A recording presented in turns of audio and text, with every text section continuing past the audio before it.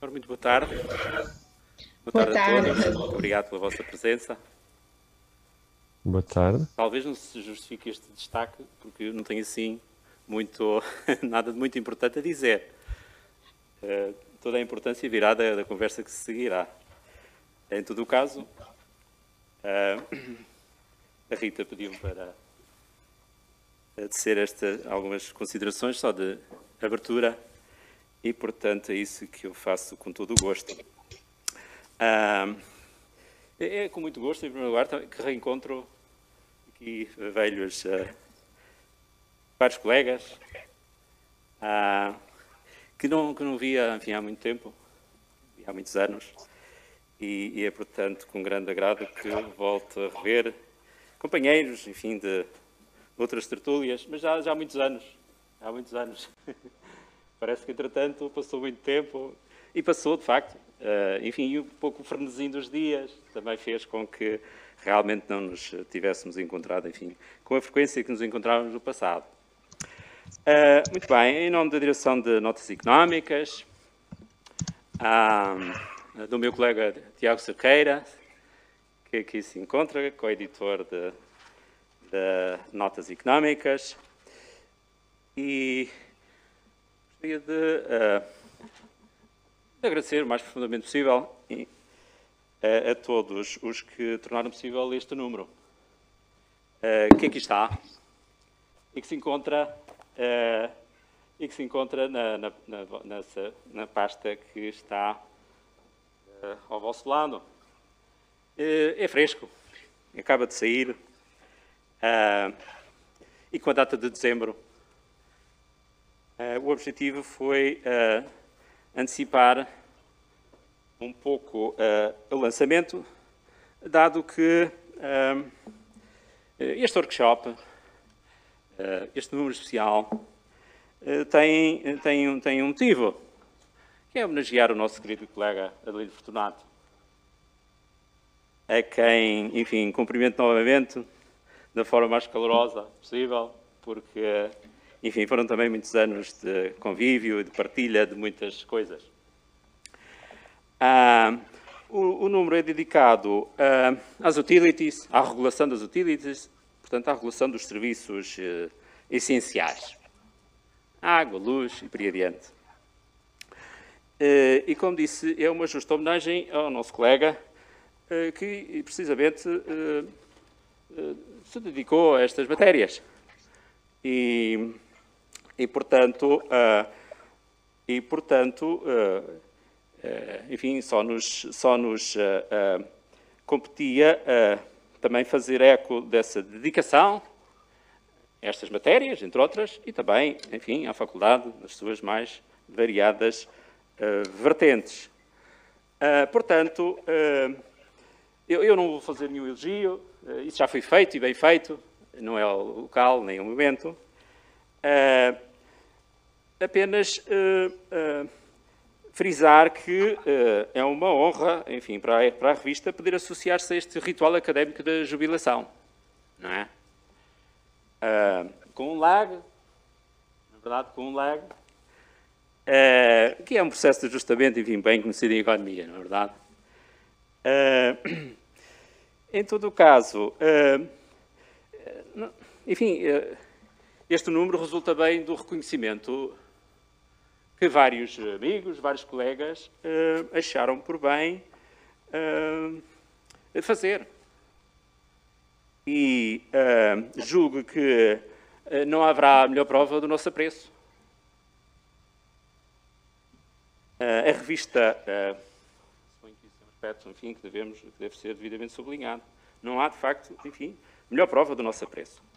A revista é devedora, este número é devedor de todos os que nele colaboraram. E que aqui se encontram. E que vão nos dar o prazer de continuar a conversa, agora numa outra forma. Em todo o caso, eu devo uma palavra de agradecimento extra à Rita. Este modelo do workshop foi lançada, foi uma ideia gerada, vá lá, entre nós, mas entre o lançamento e a concretização vai a uma distância muito grande. E esta ideia acabou exatamente por ser realizada pelo esforço da Rita. Houve, enfim, vários adiamentos, devido às circunstâncias que todos nós conhecemos, não é? Mas foi possível e hoje cá estamos. E também a Rita se deve, enfim, à produção, a recepção dos artigos, o call, a recepção dos artigos, a revisão científica, depois a montagem dos próprios, do próprio número. E, portanto, não poderia deixar de agradecer toda essa dedicação. Aproveito, já agora, perdoem-me, mas, enfim, aproveito para esta oportunidade para deixar um apelo aos potenciais autores. A revista não vive sem autores. E, portanto, não deixem de contemplar a revista Notas Económicas para, enfim, como veículo de divulgação dos vossos trabalhos. Eu passaria de imediato a palavra ao meu caro amigo Adelino Fortunato, que fará uma breve introdução ao tema dos novos desafios da regulação. Novos ou velhos, enfim, vamos ver, novos ou velhos. Bem, a olhar pela conta da água que eu recebi recentemente, enfim, parece que temos realmente... parece que realmente não tarda e temos o povo que lavas no rio rápida, muito brevemente, enfim. Digamos em que estejamos a ir buscar água ao rio, não sei se de trotinete ou em veículo de condução autónoma, mas enfim, realmente assustei-me um pouco com a conta da água e portanto, suponho que isso também será motivo de preocupação por parte daqui desta plateia e das palavras que o Adelino vai dizer acerca desta temática. A regulação, se calhar, precisa-se depois e o meu obrigado a todos, mais uma vez, e ao nosso homenageado, enfim, as minhas mais ternas palavras de saudades por complicidades que se consolidaram, enfim, ao longo de muitos tempos. Muito obrigado. Bom trabalho.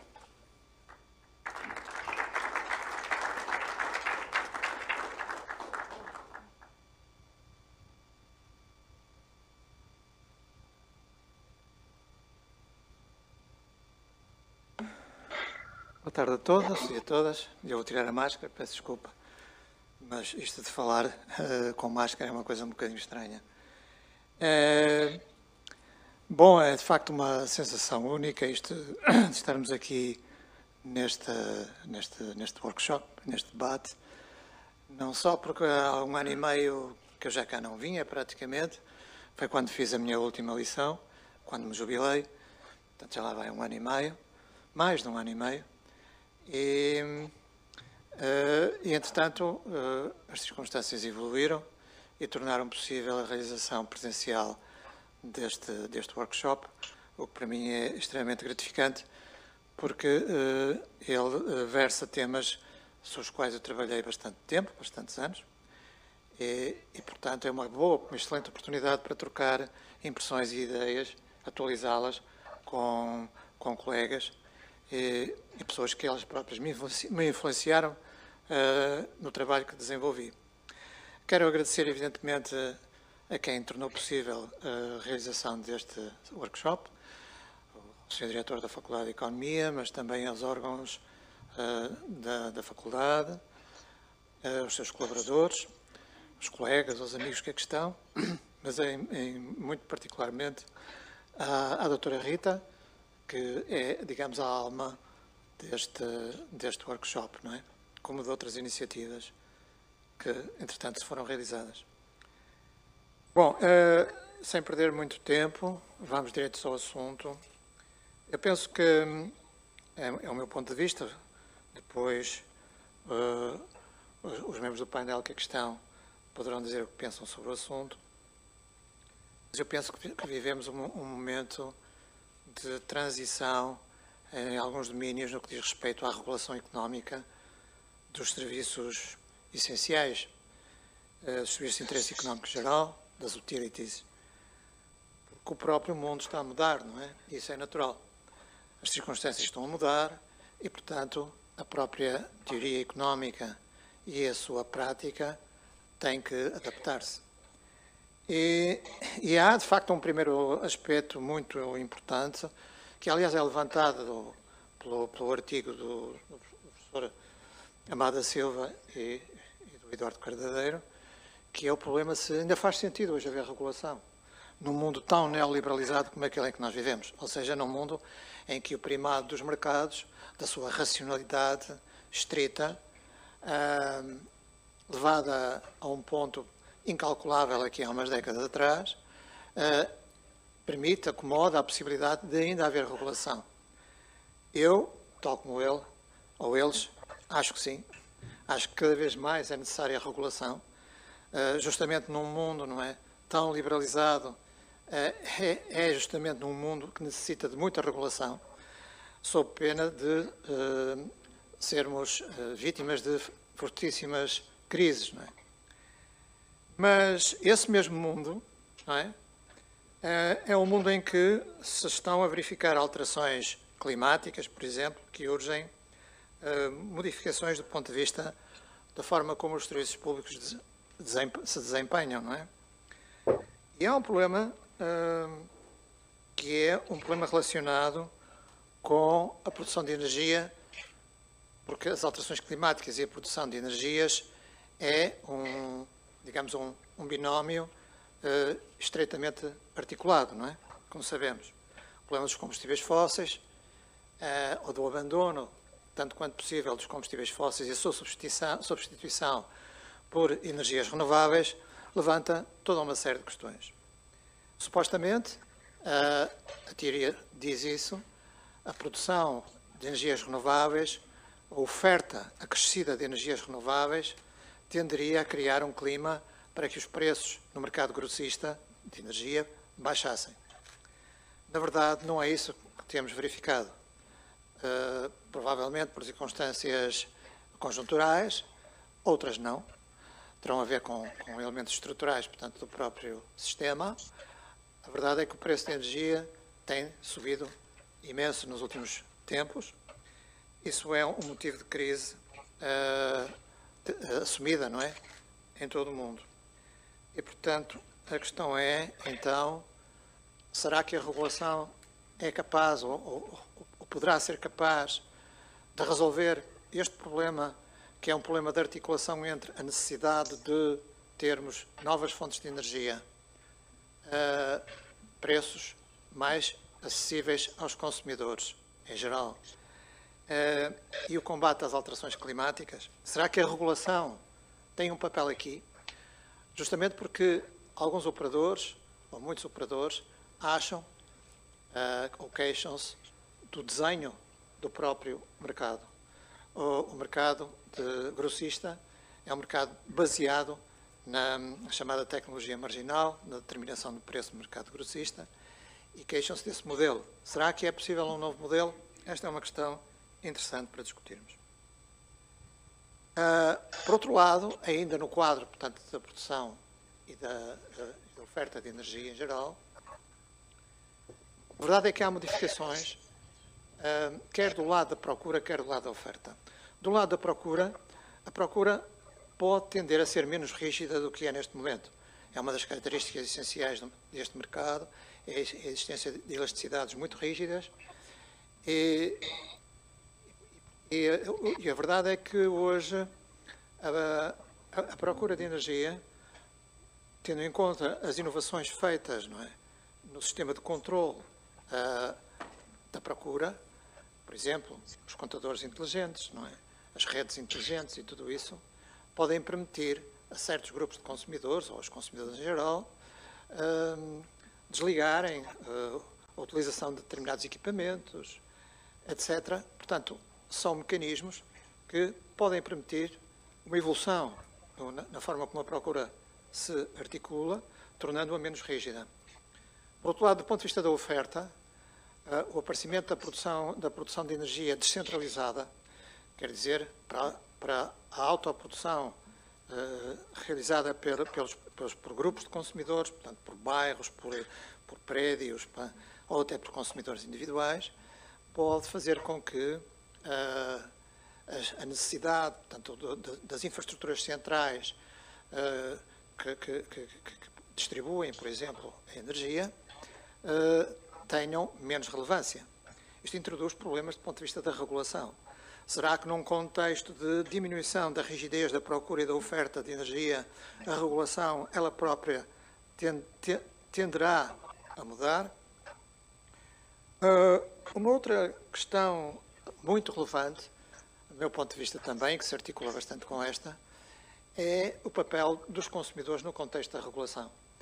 Tradicionalmente, os consumidores foram tratados sempre como uma parte, digamos, como um elemento da procura, que se poderia influenciar essencialmente por intermédio da regulação dos preços. Não é? Os preços influenciam os comportamentos ou podem influenciar os comportamentos dos consumidores. Será que em serviços públicos deste género, como a energia, ou mesmo como a água, não é? Ou de procuras rígidas, é suficiente a regulação pelos preços? Ou será que nós precisamos de outros modelos de regulação que vão no sentido de melhorar os comportamentos dos consumidores, de os adequar às necessidades do momento, nomeadamente aquelas que têm a ver com os problemas, portanto, com os problemas ambientais e com o combate às alterações climáticas. Desse ponto de vista, também ainda, alguns serviços públicos podem desvalorizar alguns aspectos, ou a evolução que alguns serviços públicos estão a ter, essenciais, podem tender a desvalorizar um certo modelo ou a própria regulação. Por exemplo, eu penso que se vai um bocado no sentido, já existem em certos países europeus, no sentido de que os transportes públicos tendam a ser gratuitos. A gratuitidade dos transportes públicos é um elemento que pode ter um papel muito importante, também ele, no combate às alterações climáticas e na redução de problemas ambientais, diminuindo o peso do transporte individual, diminuindo o peso das emissões resultantes, portanto, da utilização de combustíveis fósseis. A questão é, qual é o papel da regulação num contexto tendencial de gratuitidade deste tipo de serviços? Provavelmente a regulação terá que ser de um outro tipo, não é? Terá que ir numa outra direção.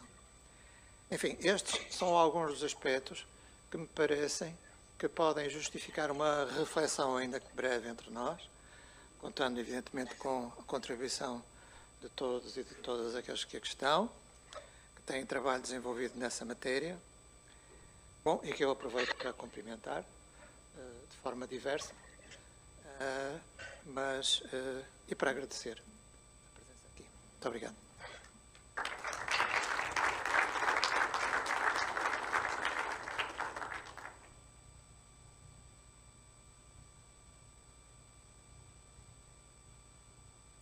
Boa tarde a todos. Eu quero começar por agradecer a todos os presentes.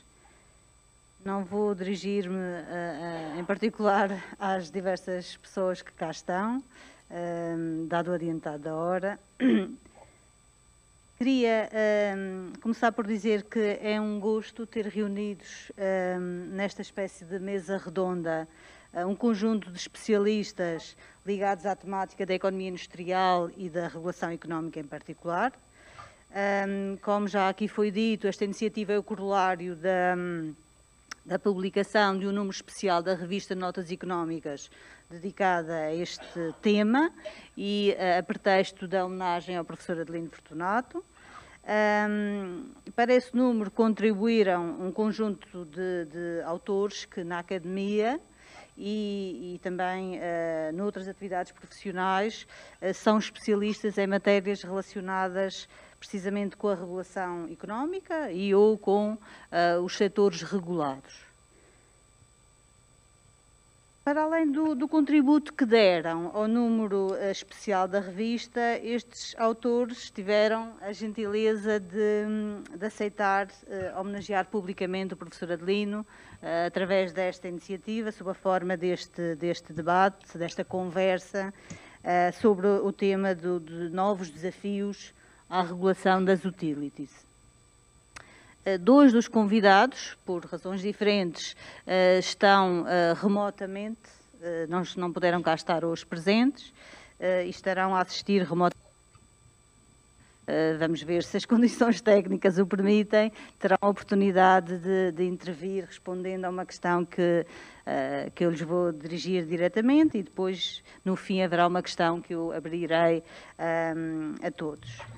Eu passaria uma breve apresentação dos nossos convidados, embora quem é da área, para quem é da área, estas caras dispensem apresentações, nem todos estarão familiarizados, e começo pelo professor, por aquela ordem. Eu tinha aqui as minhas coisas organizadas de uma ordem, mas baralhou-se aqui e, portanto, tenho que andar para a frente e para trás com os meus papéis. Começaria pelo professor Eduardo Cardadeiro, que está ali à direita, que é doutorado em Economia pela Universidade de Évora. É professor associado na Universidade Autónoma de Lisboa e desenvolve atividade de consultoria e investigação, tendo presidido a Comissão de Acompanhamento das Privatizações da CP Carga e da EMF e foi administrador do ICP Anacom. O professor João Confraria, imediatamente ao seu lado, é também doutorado em Economia pela Universidade Católica Portuguesa e leciona na área da regulação e concorrência e políticas públicas. Exerceu funções públicas também na área da regulação económica como administrador da Anacom. Curiosamente, ambos escreveram sobre outro setor e não propriamente sobre o setor das comunicações. Mas, como dizia, o professor João Confraria foi administrador da Anacom e vice-presidente do Instituto de Aviação Civil e administrador do ICP, Instituto de Comunicações de Portugal, quando tinha outra designação. Depois, imediatamente a seguir, temos o professor Amado da Silva, que é doutorado em Economia pela Universidade Católica Portuguesa e, entre várias funções que exerceu, foi consultor na área das privatizações, política industrial e regulação, foi presidente do Conselho de Administração do ICP Anacom e tem vários estudos e publicações na área da regulação e concorrência. Atualmente é reitor da Universidade Autónoma de Lisboa.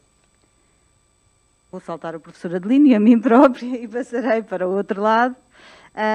Tenho aqui do meu lado esquerdo o Dr. Sérgio Ora Lopes, que é economista, licenciado pela Faculdade de Economia da Universidade do Porto. É atualmente assessor das Águas do Douro e Paiva e coordenador do Conselho Científico da Associação Portuguesa de Distribuidores de Água. Foi docente em diversas escolas do ensino superior, elaborou trabalhos sobre governação dos serviços de interesse geral e gestão de empresas da indústria da água, precisamente, e exerceu funções em diversos operadores do setor das águas, designadamente nos Tomares de Matosinhos, e foi administrador de várias empresas do grupo Águas de Portugal. Está aqui do lado dos regulados. Mais a favor, provavelmente, da regulação, o Dr. Sérgio está do lado dos regulados. Depois temos o colega, o professor Daniel Murta, imediatamente ao lado do Dr. Sérgio Ora Lopes. O Dr. Daniel Murta, doutorado em Economia pela FEUC, tem dedicado particular atenção à economia industrial e à economia dos transportes, e seja através da criação até de unidades curriculares, seja através da investigação sobre estas temáticas. Depois temos a professora Blandina Oliveira, que é doutorada em Economia pela FEUC e é professora coordenadora da Escola Superior de Tecnologia e Gestão de Leiria e investiga e publica nas áreas da economia industrial, tendo inclusivamente investigação premiada nestas matérias e recentemente tem desenvolvido investigação em matérias relacionadas com o... Depois, remotamente, temos a professora Isabel Soares, que é doutorada em Economia pela Universidade Louis Pasteur, é professora catedrática da Faculdade de Economia da Universidade do Porto e tem dezenas de artigos publicados em revistas científicas nacionais e internacionais, e é autora e coautora de diversos trabalhos sobre estas matérias, tendo também intensa atividade de investigação e orientação de trabalhos científicos em temas como o setor, relacionados com o setor da energia. Temos ainda em modo remoto o Dr. Vítor Marques, que é doutorado em Economia pela Faculdade de Economia da Universidade de Coimbra também, é especialista em regulação económica e decorrente das funções que exerce na ERSE, como diretor de custos e proveitos e dos estudos e publicações sobre a temática da regulação, tem experiência relevante nesta matéria. Como representante da ERSE, é membro ativo do Distribution Systems Working Group do Council of European Energy Regulators. Está numa fase particularmente intensa da sua atividade profissional na entidade reguladora, porque está com os tarifários em mãos. No entanto, teve a amabilidade de participar, ainda que por Zoom. Eu passaria muito rapidamente a explicar os moldes desta nossa conversa. Portanto, vamos ter um conjunto de rondas de questões e, no final, se houver tempo, talvez a plateia possa intervir, colocando 2 ou 3 questões à mesa. A primeira das questões que eu vou colocar, e que já foi aqui de alguma forma enunciada pelo professor Adelino Fortunato, está mais direcionada para o setor da energia, e eu gostaria de adirigir a 3 dos nossos convidados, o que não invalida que outros também possam querer dar a sua opinião sobre o assunto. Vou tentar repartir o bolo aqui entre nós, mas dirigi então esta primeira questão à professora Isabel Soares e ao Dr. Vítor Marques, que estão em modo remoto, e pedia que quem está a gerir o Zoom pudesse depois pô-los a comunicar connosco, e à professora Blandina Oliveira. A primeira questão é a seguinte: será o formato regulatório assente na tecnologia marginal para a determinação do preço no mercado grossista o adequado? Talvez a colega Blandina queira intervir primeiro, uma vez que eu ainda não vejo aqui projetadas as imagens dos participantes que estão em modo remoto. Podemos começar? Está a professora Isabel Soares e o Dr. Vítor Marques também estão. E não sei se conseguiram ouvir a minha questão. Sim, conseguimos. Muito bem. A professora Isabel Soares começaria então. Eu vou só, por uma questão de gestão do nosso tempo, pedir que a vossa primeira intervenção tenha um limite de até 5 minutos, se for possível. Está bem? Passava a palavra à professora Isabel Soares e de seguida ao Dr. Vítor Marques. Muito obrigada, professora Rita. Em primeiro lugar, daqui vai uma saudação ao meu querido colega Adelino Fortunato, pedindo desculpa por razões de saúde que eu não pude estar presente hoje. E queria cumprimentar também todos os nossos colegas da mesa e a audiência, obviamente. A questão que coloca é uma questão que é extremamente complexa e anda a ser discutida há vários anos.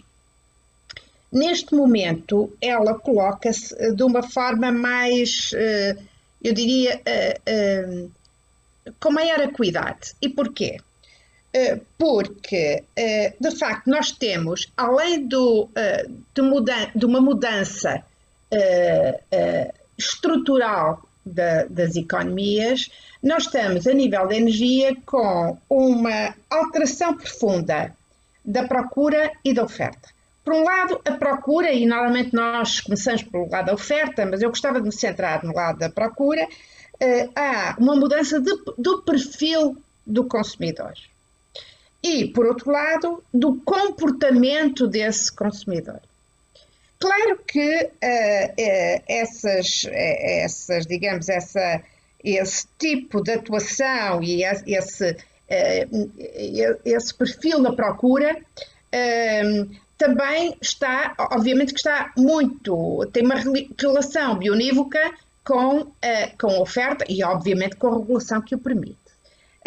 Do lado da oferta, costume dizer-se que é a questão do mix energético e da dificuldade em gerir um sistema tão complexo como o que temos atualmente e que iremos ter ainda, extremamente complexo, mas eu gostaria de chamar a atenção para uma outra questão, que normalmente não se discute a nível da regulação. É que a questão da propriedade dos segmentos competitivos ou em concorrência no setor da energia pode revelar-se muito complicada para o regulador. Muito complicada. Porque, de facto, grupos empresariais que têm segmentos regulados e segmentos não regulados, estamos a nível, por exemplo, no nosso caso, da distribuição e da produção, portanto, em termos competitivos, a produção e na distribuição,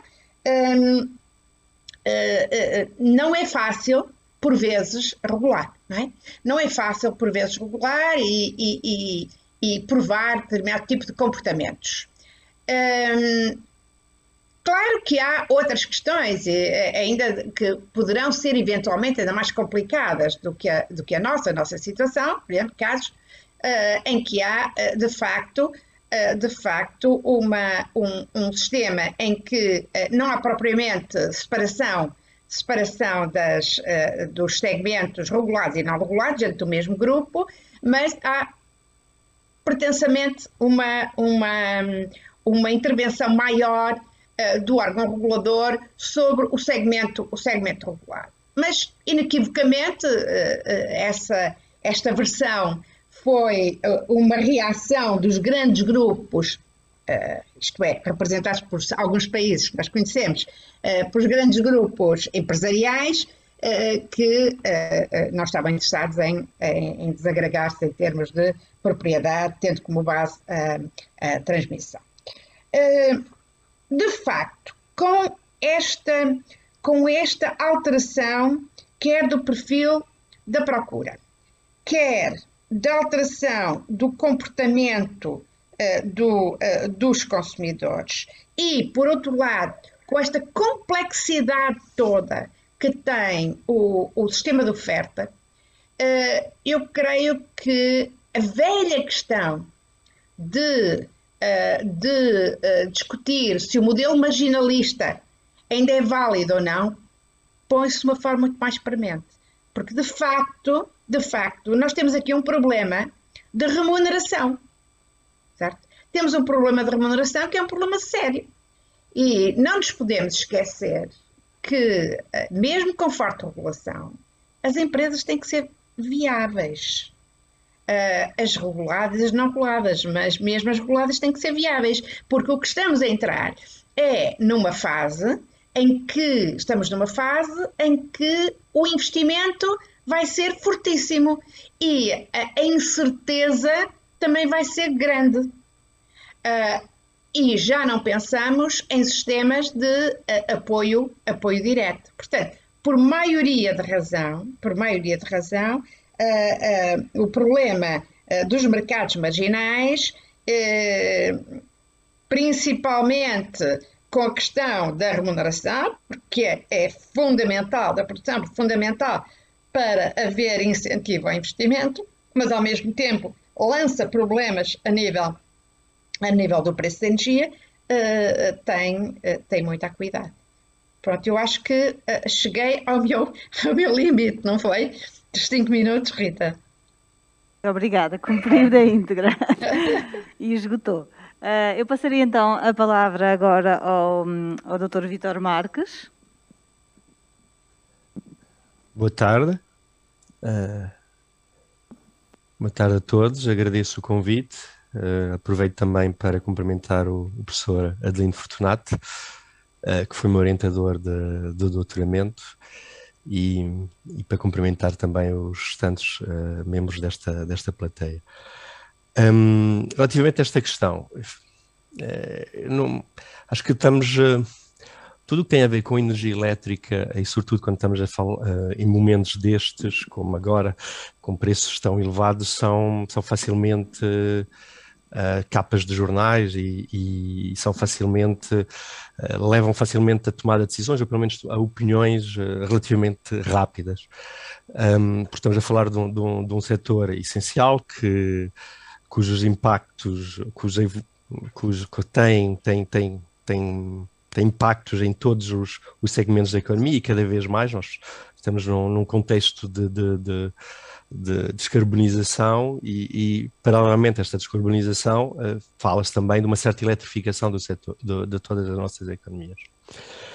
No que diz respeito propriamente a esta questão do modelo marginalista, julgo que sim, que o modelo marginalista tem que ser equacionado, mas se calhar não por os motivos que estamos agora a falar, mas por muitos outros motivos. Curiosamente e paradoxalmente, muitas vezes o modelo marginalista tem sido posto em causa porque ele pode não responder aos desafios da transição energética, em que as novas tecnologias de produção de energia elétrica têm cada vez mais, ou as tecnologias renováveis, têm um peso dos custos fixos muito elevados, e com um modelo marginalista não se adequa totalmente a recuperar, são tecnologias com custos fixos muito elevados e com custos marginais próximos de zero. Ou seja, com a penetração cada vez maior destas tecnologias, pode-se levar, ou poder-se elevar, exatamente em teoria, a um afundamento dos preços, e não o que estamos a viver neste momento.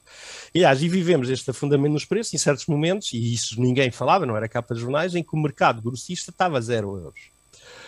E houve vários... quer dizer, falava-se, mas apenas nos jornais de especialidade, não dava todo o alarido, porque também o consumidor não via o reflexo desta situação na sua fatura, como também está a ver neste momento o reflexo na sua fatura de energia elétrica, do facto do preço nos mercados grossistas estarem 3, 4, 5 vezes acima do que é normal. Ou seja, dito isto, o tradicional mercado marginalista tem que ser reequacionado para poder responder a um conjunto de desafios que por aí vêm, nomeadamente para poder remunerar estas novas tecnologias devidamente, que têm um perfil de recuperação de custo longo e que não pode ser apenas assente no preço dado pelo mercado marginalista, que numa situação por absurdo, com uma invasão com uma penetração total destas tecnologias, o preço até seria igual a zero. No entanto, o que estamos a viver neste momento é exatamente o oposto. E estamos a viver neste momento exatamente o oposto porque situações que nada têm a ver com a regulação, mas sim com a intervenção. E é preciso, eu estava a ver algumas intervenções, passando por pionagem, mas é preciso não confundir regulação com intervenção estatal. São duas coisas diferentes. E o que é que nós estamos a ver neste momento? Estamos a ver uma falhas nas cadeias de fornecimento de alguns produtos a nível mundial, e em particular, no caso que nos diz respeito para o setor elétrico, no caso do gás natural. E estes motivos advêm muitas das vezes por situações que nada têm a ver com a regulação. Temos a pressão dos russos, da Rússia, para poder fazer passar e para mostrar quão importante é o seu gás natural, e com isso, e bastou para isso baixar um bocadinho as quantidades de gás natural fornecidas ao resto da Europa, e para poder mostrar de uma forma musculosa que o seu Nord Stream 2 é essencial para a própria sobrevivência da Europa. E noutras geografias temos situações que ocorrem na Ásia, em que, fruto também de tensões geopolíticas, neste caso entre, por um lado, a Austrália e a China, que teve que reequacionar o seu abastecimento de carvão, e procurando muito mais gás natural, neste momento há falhas mesmo, há falta de gás natural. Ou seja, neste momento temos uma situação de falta de uma matéria-prima que é essencial para esta transição energética. Ou seja, não podemos ter produção de energia elétrica renovável, que é por natureza intermitente, não podemos ter sol quando queremos, vendo quando queremos, mesmo com o desenvolvimento das capacidades de armazenagem e o preço, o abaixamento, a diminuição do custo da armazenagem, das baterias, falando de uma forma simples. Independentemente desta situação, nós temos a viver, sim, é uma situação de falta de uma das matérias-primas, que é o gás natural, que é importantíssimo. E o gás natural marca o preço, porque são as centrais de ciclo combinado, gás natural, que marca um preço. Agora, a professora Isabel Soares levantou um ponto importante, é que este mercado sendo marginalista, esta situação absurda, que é esta mesma que estamos a viver, de uma certa maneira, é preciso pôr um ponto, fazer só um pequeno parênteses. Há uns anos atrás, não sei exatamente dizer quando, ainda havia um preço instrumental a nível ibérico, que era que era menos de 200 euros por megawatt-hora, e situações que estamos a verificar neste momento a tempo inteiro não aconteceria porque simplesmente ultrapassaria o preço máximo. Ou seja, neste momento estamos a acreditar, e acreditou-se totalmente no funcionamento do mercado, mas temos a reverso de medalha, e a reverso de medalha, neste momento, com a falta do fornecimento, temos uns preços anormalmente elevados. E estes preços, no mercado marginalista, geram uma certas, digamos, rentabilidades também absurdas para as outras centrais e os outros produtores que não têm, que têm custos que estão abaixo desta linha do custo marginal e que estão a beneficiar destes custos. Agora, a questão é, se isto for apenas transitório, e quando eu digo apenas transitório, é que for durar 3, 4, 5 meses, julgo que temos sim de reequacionar o mercado marginalista, não acabando com ele, mas sim complementando com um conjunto de outras formas de incentivar e de remunerar de forma transparente a produção de energia elétrica, e os leilões, o nosso exemplo, os leilões de fotovoltaicos foram um bom exemplo a nível nacional e também um exemplo a nível internacional. E a questão em si não se põe, porque também tivemos meses de preços de energia elétrica abaixo de 30 e abaixo de 20 euros por megawatt-hora durante a pandemia, que não pagavam os custos fixos destas centrais. A questão é, se a questão se prolongar, se a situação se prolonga, obviamente temos de ter uma intervenção. Quer dizer, obviamente, estou a falar em termos pessoais, mas é de reequacionar a situação. E julgo que é o que está em cima da mesa neste momento. Agora, só para dar a última nota, porque eu já devo ter violado o tempo, ou estou próximo de violar o tempo, tudo isso tem que ser pensado também no contexto de criação do mercado interno de energia. Ou seja, se realmente o mercado interno de energia se não houvesse vários mercados e nós não fôssemos, por exemplo, na Península Ibérica, uma ilha, poderíamos beneficiar, ainda somos uma ilha em termos energéticos, ainda não temos interligações suficientes com o resto da Europa, poderíamos beneficiar das diferenças de custo dos outros mercados e vice-versa. Nós estamos a viver preços de mercado, não estou a acompanhar neste momento, mas a semana passada tinha passado em média os 280 euros por megawatt-hora, que é um absurdo. É um absurdo. A média durante o ano do ano passado andou a volta de 30, 40 e tal euros por megawatt-hora. Mas noutras geografias, no norte da Europa, por exemplo, os preços não passaram dos 100 euros. Noutra geografia, mais perto de nós, em França, mercados mais centrais da Europa Central, os preços estavam elevadíssimos, mas fruto do maior peso de outro tipo de tecnologia, que eu sei que não são muito populares, mas são baratas e não emitem CO2. Estamos a falar do nuclear. Poderíamos beneficiar de preços mais baixos. Ou seja, antes de falar de pôr em causa o mercado marginalistas, temos sim de ver isso a questão de uma forma holística, a falar de o que é que entendemos por mercado, o que é que entendemos por intervenção e quais são as necessidades de curto, médio e longo prazo e quais são os sinais que queremos dar. Pronto, espero não ter ultrapassado o tempo e deixo a palavra aos restantes colegas. Obrigada. Passava então a palavra à Blandina.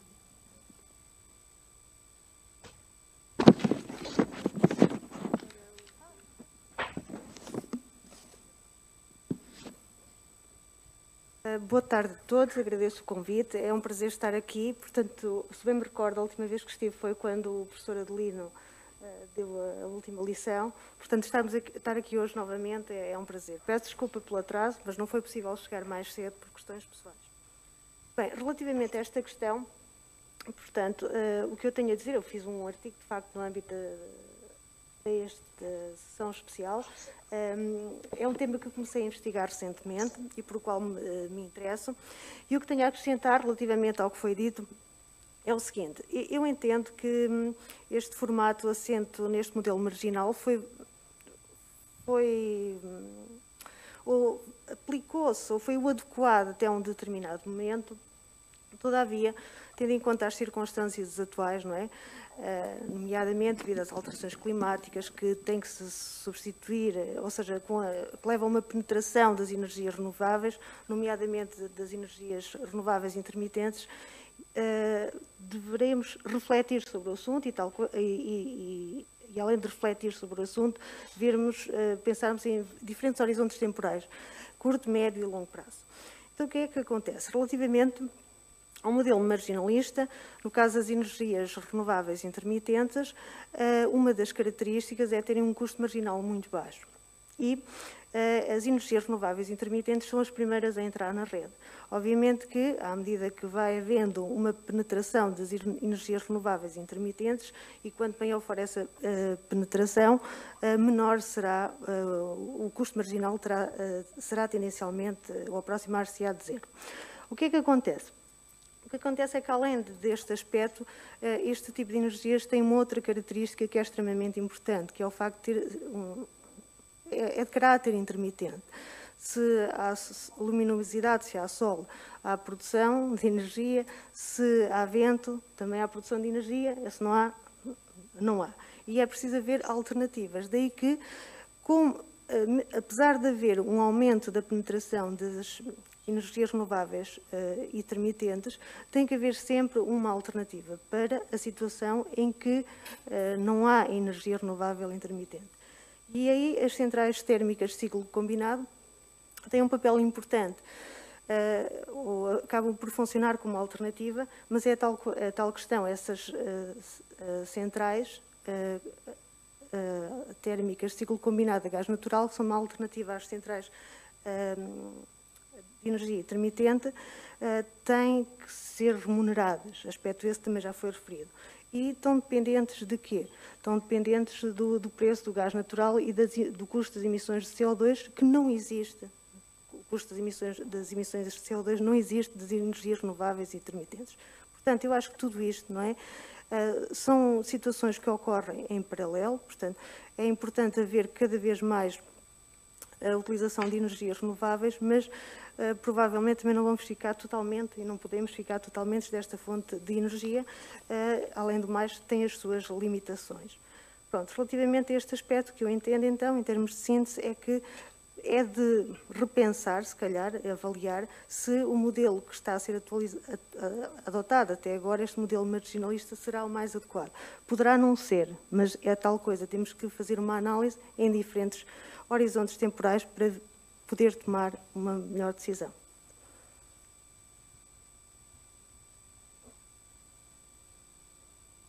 Eu iria passar então à segunda questão, sobre a qual gostaria de ouvir o professor João Confraria, o professor Eduardo Cardadeiro e o professor Amado da Silva, estão ali todos juntos, e a questão que também tem em grande medida a ver com o contexto energético é a seguinte: como se pode articular a regulação económica com restrições de capacidade, sobretudo em situações em que possa existir manipulação da capacidade produtiva com vista à elevação dos preços?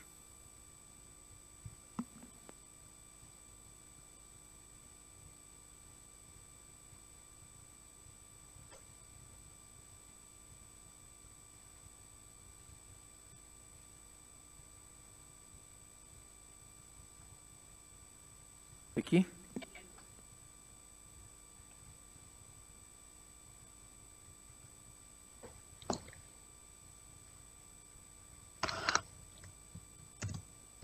Pois isso é perguntar à autoridade de concorrência. Não? É o mais é o mais prático para isso.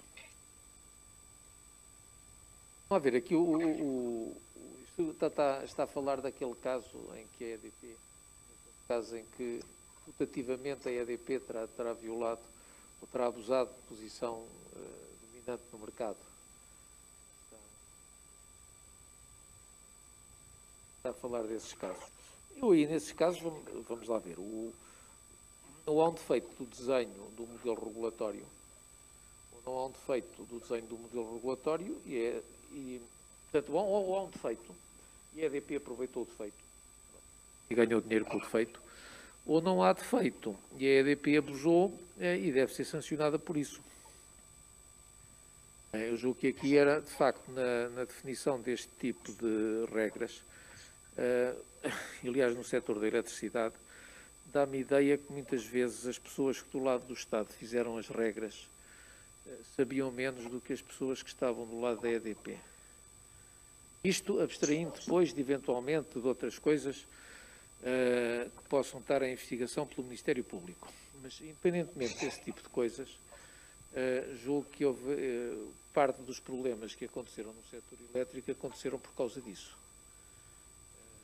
É um bocadinho trágico, porque é uma coisa que já tinha acontecido várias vezes na história portuguesa da regulação das utilities, situação em que o Estado está numa posição de fraqueza técnica e depois está convencido que faz um bom modelo regulatório e não faz. E as empresas aproveitam-se disso. Julgo que aqui o que há mais importante aqui a fazer é se nós conseguimos definir um modelo de regulação que seja proporcional às capacidades técnicas do Estado.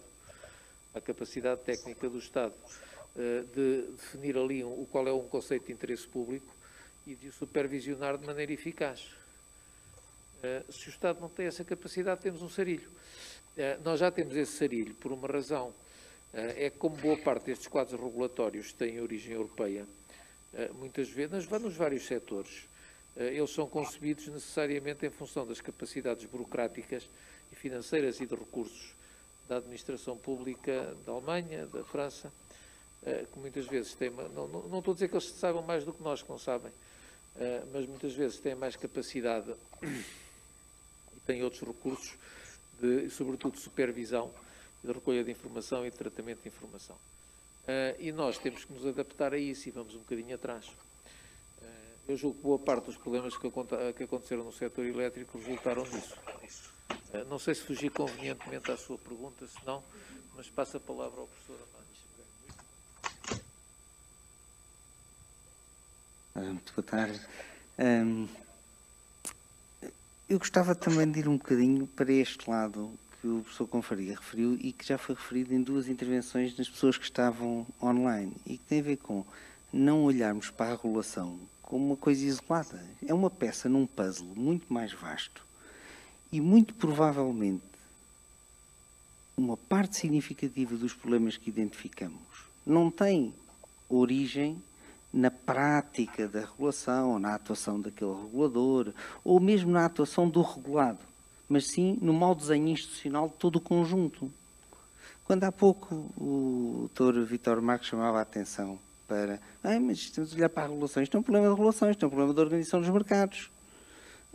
A organização dos mercados, e quando apresentou, vários dos presentes aqui falou em economia industrial, é importantíssimo olhar para a regulação também como uma peça num contexto de todo o funcionamento do mercado, que muitas das vezes nestas utilities é desenhado pelo Estado. É desenhado por estes tais representantes que, como dizia o professor Confraria, sabem menos do que os que são regulados, muitas vezes. E por isso, se calhar, às vezes, estamos à procura de... Se calhar, às vezes... Não.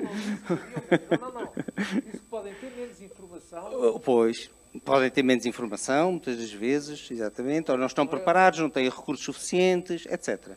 Podem ter muitas motivações.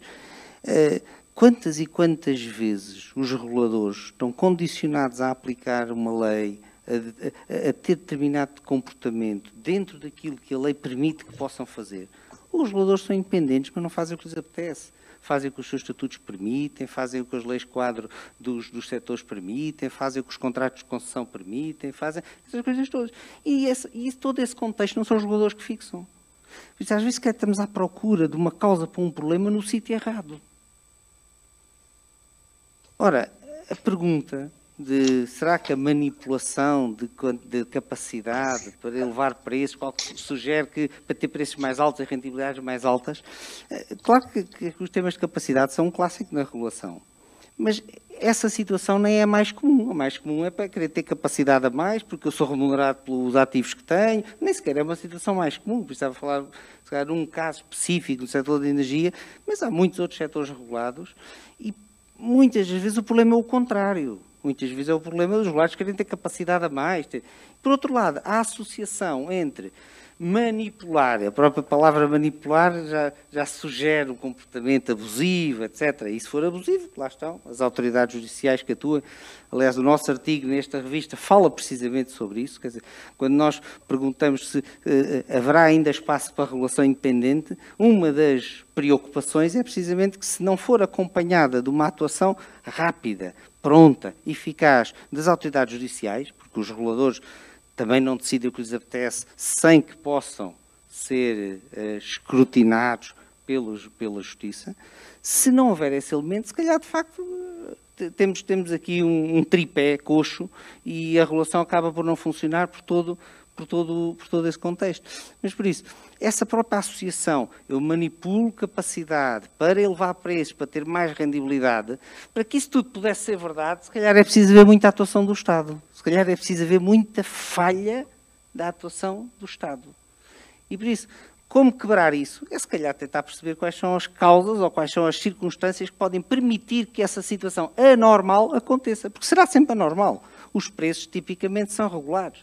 Porque é que eu vou estar a admitir que alguém manipula a quantidade e a capacidade para subir preços e para ter mais rendibilidade? Eu só tenho a rendibilidade que o regulador me permitir. Ou então, voltamos à questão inicial do professor Confraria. Ou então o modelo está mal desenhado. Ou então o sistema está mal desenhado. E por isso, sistematicamente não pomos a pergunta sobre como é que o Estado, a regulação em sentido lato do Estado e não a regulação específica daquela utility, como é que está a falhar?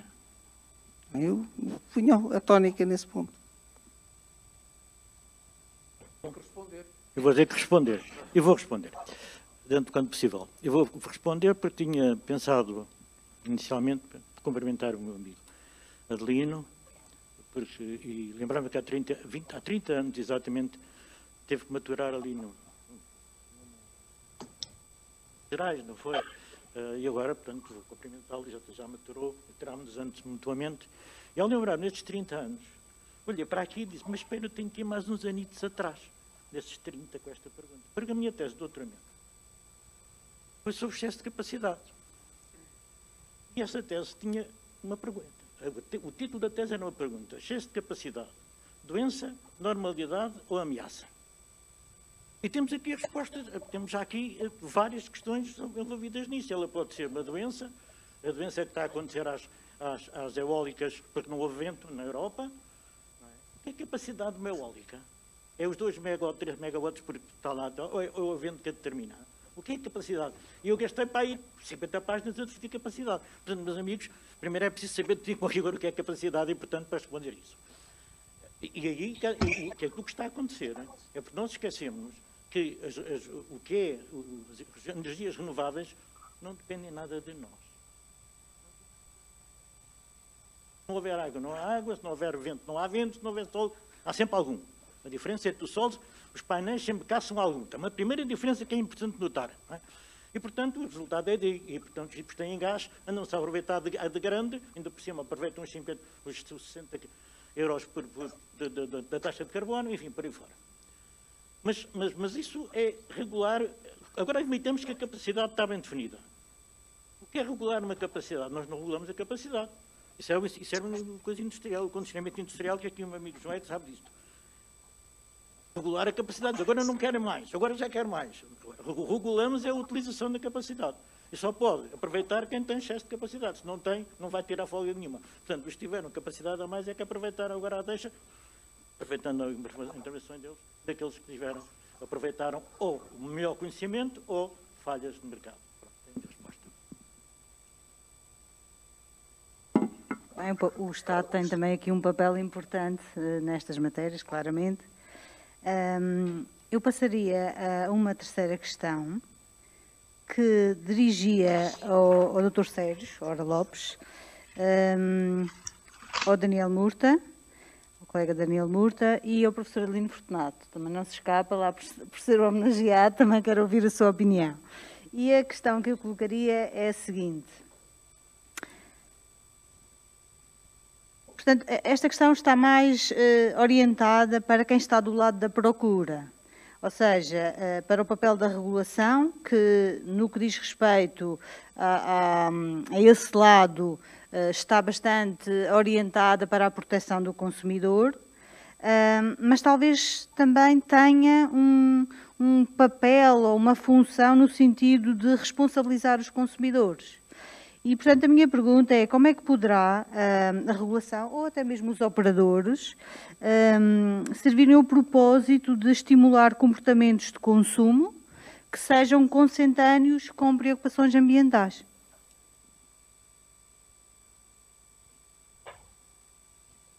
Obrigado. Bom, eu confesso-me aqui como uma espécie de ave exótica, porque, em primeiro lugar, não venho da academia, a minha passagem pela academia foi muito episódica, aliás, começou com o Adelino, portanto, já lá vão muitos anos, enfim, mas, entretanto, o Adelino fez o percurso dele, eu fiz o meu e saí da academia. Portanto, em primeiro lugar, não sou académico. Portanto, a minha atividade, digamos, de investigação tem sido puramente marginal, não no sentido de marginal de há bocado, mas puramente marginal. Portanto, por isso, sinto-me um pouco como uma ave exótica. Enfim, depois quero dizer, em segundo lugar, agradecer também aqui à professora Rita, porque sem ela, de certeza absoluta que eu não estaria aqui, porque este artigo que eu escrevi para com outro objetivo, enfim, foi parar à revista e aproveitando, ainda por cima, o facto de ser uma revista em homenagem ao Adelino Fortunato, que nos conhecemos desde os tempos de liceu. E, portanto, quero, enfim, homenagear já agora o meu amigo Adelino também Fortunato, neste momento. Bom, eu gostava antes de ir a essa questão, dizer o seguinte. Há pouco falou-se na questão da água como um monopólio natural. Isto é um pouco aquela ideia que existe e que eu diria que em 99% dos casos se verifica, de que estamos perante uma rede e que não há propriamente, digamos, há restrições claras em termos de oferta, na falar de uma única, etc. Neste momento, eu recordo-me ter lido há uns 3 anos, 4, um artigo muito interessante do presidente, na altura, da Veolia, sobre como este monopólio natural se estava a quebrar e como é que isso seria algo de extremamente complexo para as utilities. Ele concretamente falava de quê? Falava de, por exemplo, em muitos países do mundo, unidades hoteleiras, turismo de praia, tinham as suas próprias desalinizadoras. E ao fazer isso, saíam do mercado.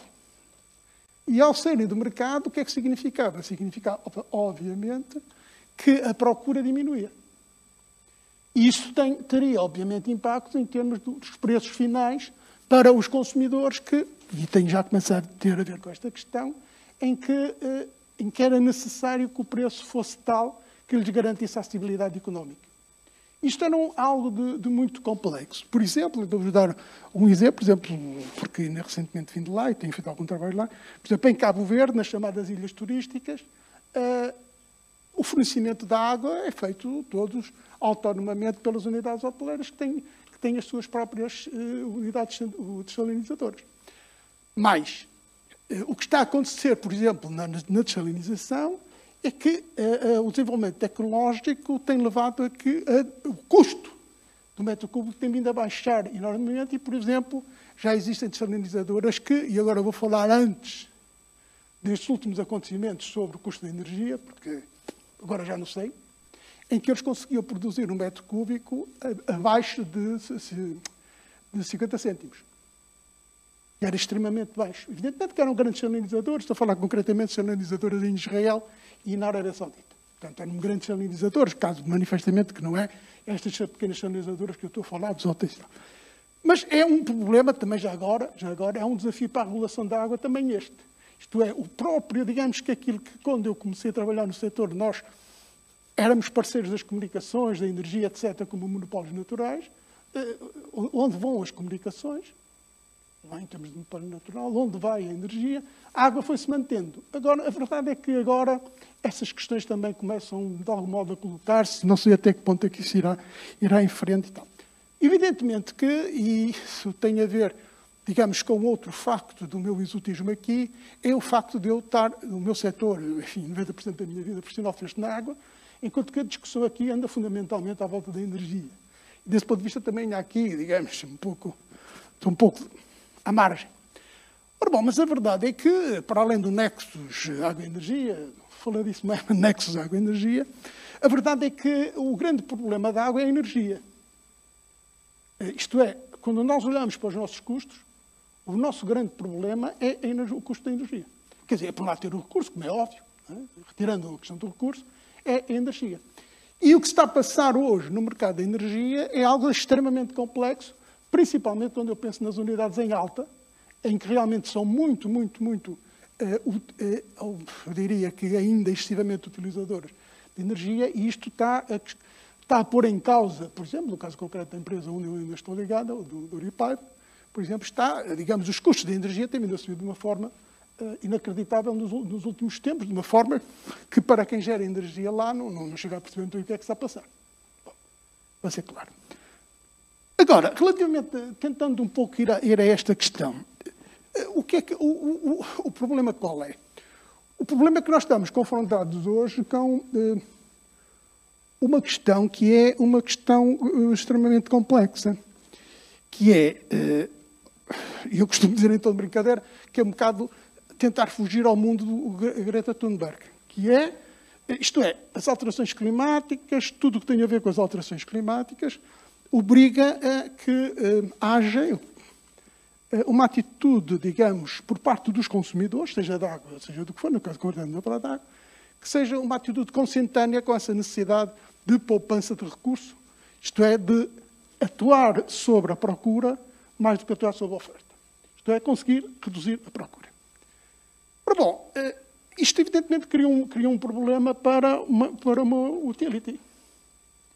Isto é contrassenso pensar que a utility tem que não aumentar a sua venda, mas reduzir as suas vendas, porque este é o grande objetivo, passa a ser reduzir a venda e não aumentar a venda. E aqui entra, obviamente, a regulação, para tentar compensar isto. Evidentemente que, eu diria que como regulado, isto não é agradável.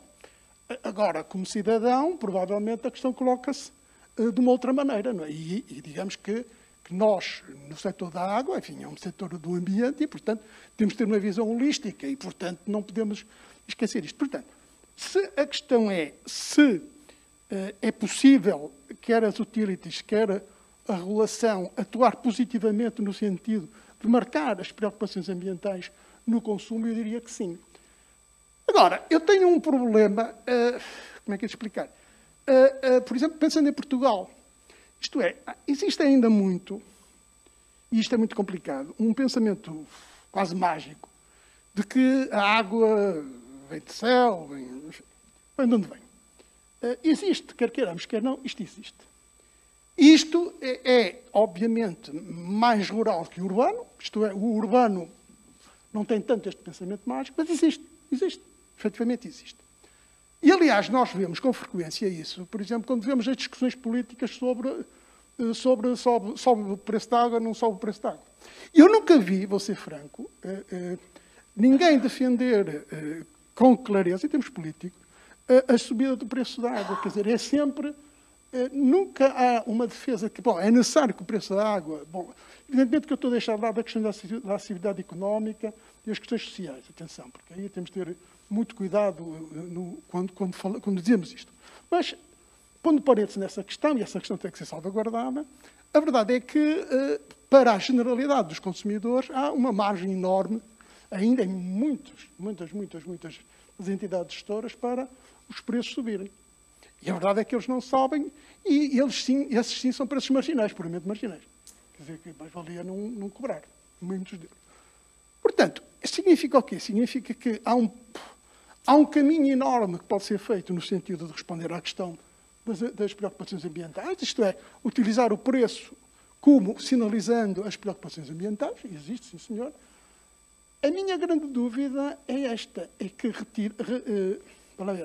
é que eu não sei até que ponto é que, o que é preciso fazer para que isto passe para o outro lado, isto é, para que as próprias pessoas reconheçam, se querem evitar o tal mundo Greta Thunberg, têm que fazer alguma coisa. E o fazer alguma coisa vai significar, por exemplo, neste caso concreto, aumentar o preço. Mas eu confesso que eu não tenho resposta. Aliás, antes tive um webinar em que esta era basicamente a questão, e o que as pessoas lá disseram foi as coisas que eu estou farto de ouvir. É necessário educação ambiental, é necessário isto, é necessário aquilo. Quer dizer, ok, toda a gente está de acordo. O problema é que eu continuo a achar que há aqui um salto que não está dado e que é preciso ser dado, e que eu também confesso que não sou eu que vou dar aqui o salto, até porque foi coisa que eu nunca fiz na vida, foi ser grande salteador. Daniel. Boa tarde a todos. De facto, andamos todos a estudar e a pensar as mesmas questões e por isso várias pessoas que me precederam abordaram preocupações e conceitos comuns. De encontro à tua questão, Rita, e aqui o colega está no setor da água, mas a água para a energia, além de usar energia, também ainda não foi descartada como forma de armazenar energia, portanto, nos reservatórios, para depois a voltar a produzir.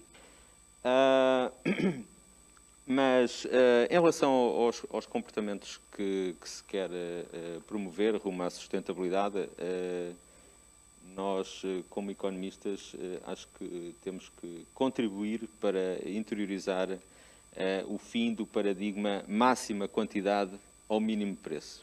Porque num qualquer setor, as economias o que querem é crescer e num qualquer setor o que se quer é que a quantidade suba e, se puder ser com o preço a descer, estaremos todos mais satisfeitos. E, de facto, as questões da sustentabilidade obrigam a caminhar para outro sentido e, portanto, a tentar subsidiar aquelas opções com melhor desempenho ambiental, e o professor Adelino, logo na intervenção inicial, falou, por exemplo, nestas experiências em torno de transportes públicos gratuitos, e taxar, empurrar, dificultar a vida àquelas opções, como, lá está, o transporte individual, que têm a menor performance ambiental. Eu, como microeconomista, detesto, por princípio, gratuicidades.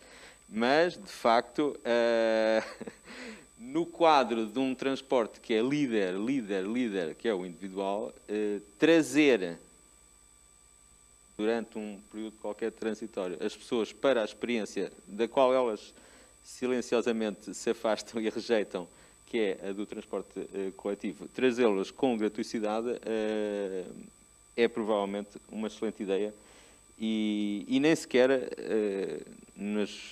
onde está a ser experimentado, ameaça decisivamente a liderança do automóvel. Em relação ao artigo que eu tenho aqui então na revista, e para além do apoio ao transporte público, que se vier a haver os tais veículos autónomos, o transporte público clássico sofre mais uma ameaça e fica com o cenário de saída, que muitas vezes é silenciosa. Uma pessoa, quando vai a dar conta, este e aquela opção de transporte público já lá não estão. Portanto, merece apoio e no artigo falo que esse possível desenvolvimento dos veículos autónomos, naquela ânsia das empresas de crescer com planos de preços que estimulam o consumo como já assim foi nas telecomunicações, também teria que ser limitada, eventualmente taxada e, portanto, empurrar no sentido de essas coisas não crescerem demasiado, porque, ao contrário das telecomunicações, o transporte tem uma fatura energética e tem restrições com a escassez do espaço, etc., e uma pegada ecológica mais importante. Em relação à energia, bom, só 2 apontamentos da minha experiência pessoal. Eu, na última vez, há 4 anos que mudei de operadora, fui desencorajado de um sistema que eu tinha, que era o bio-horário. Disseram-me que não interessava para nada, que eu podia consumir à vontade. Também me parece, portanto, isto é o contrário do que se quer, não é? Quer-se é educar o consumidor para os consumos que mais convém à economia como um todo, mas também me parece que, se nós continuarmos alegremente a deixar fechar as centrais nucleares e a afastar-nos corretissimamente do carvão, quanto maior entrar a cota de mercado das intermitentes, mais ainda viremos um dia a ser convidados a consumir de dia, que é quando há sol e pronto. Mas, pronto, estes exemplos do dia-a-dia ficam como apontamentos. Obrigado. Bom, rapidamente, eu não acredito muito em eficácia, mudança de comportamentos dos consumidores, independentemente de mudanças do lado da oferta. Quer dizer, eu acho que o que se passa na procura e o que se passa na oferta devem estar, tanto quanto possível, articulados. Portanto, não há solução mágica, digamos, para que se mude, como uma espécie de um clique, o comportamento dos consumidores. Acho que o comportamento dos consumidores acompanha, em certo sentido, mudanças estruturais que o próprio sistema, portanto, do lado da oferta, também vai fazendo. Eu por exemplo, nos últimos, há uns anos a esta parte, né, fui muito pressionado pela pergunta que muitos consumidores e leitores, não é, fazem em relação à necessidade de baixar as tarifas da água, não é? Portanto, sobretudo no município onde eu atualmente resido, as tarifas da água são elevadas, não é? São das mais caras do distrito de Setúbal e alinham com as mais caras, portanto, de outros concelhos fora do distrito de Setúbal. Isto até podia ter a ver com características locais, não é? Escassez de recursos, não é o caso, não é? Mas, na realidade, as pessoas tendem a dizer que aquilo que pagam verdadeiramente não é a água, não é? Aquilo que pagam é toda uma série de outras coisas que estão associadas já na fatura da água. São os resíduos, é o saneamento, é não sei o quê, não sei o quê. E eu sempre desenvolvi a convicção de que não é magicamente que se baixam as tarifas da água. Porque o serviço, não é? Tem um custo. Evidentemente tem um custo. Tem um custo para o conjunto da sociedade, tem um custo, portanto, em termos de infraestruturas. E alguém tem que pagar esse custo.